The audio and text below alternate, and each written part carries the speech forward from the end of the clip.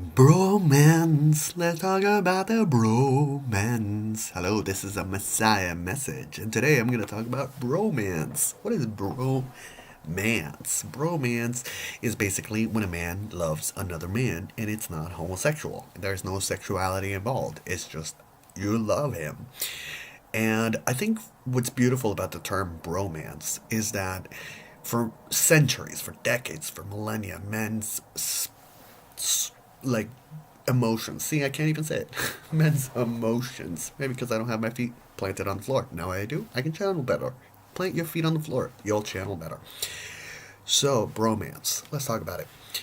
When you love somebody, and I think that it gets confusing to some people.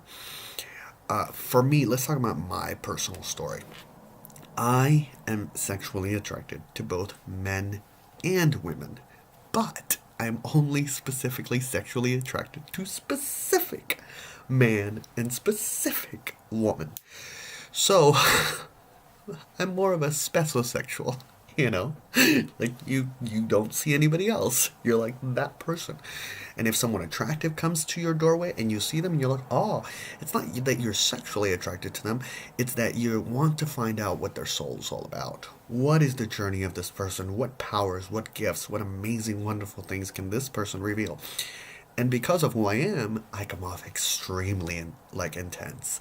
And I'm like, "Who are you? What are you? What's going on? Let's get the show on the road." We gotta save the world. So it's all about gathering all the people and all the souls together in order to make the world a better place. So, and attractive people have the ability to be able to do that because they attract. They draw people in. So the question becomes, what do you have to say? That's beautiful that you're a gorgeous person, man or a woman, but what's inside your soul? What is shining outside? That is the question. That is what I'm most interested in. I've met several, everybody has their ratings: attractive, not attractive, attractive, not attractive. Everyone does. Come on.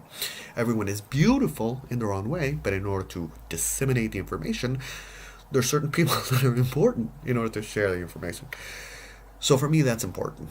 And I think that bromance comes into that element because, men are dogs.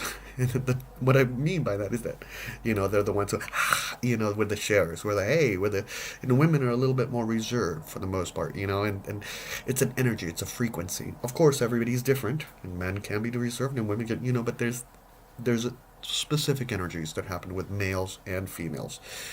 Now but it's a spectrum. So that's what I'm talking about.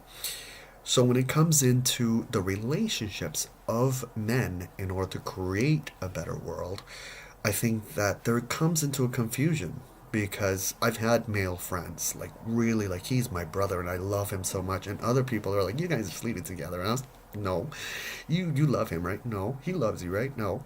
And it's just like, "You guys are gonna get married, right?" And he's not even gay. And I'm speciosexual. you know? So all those things come into play.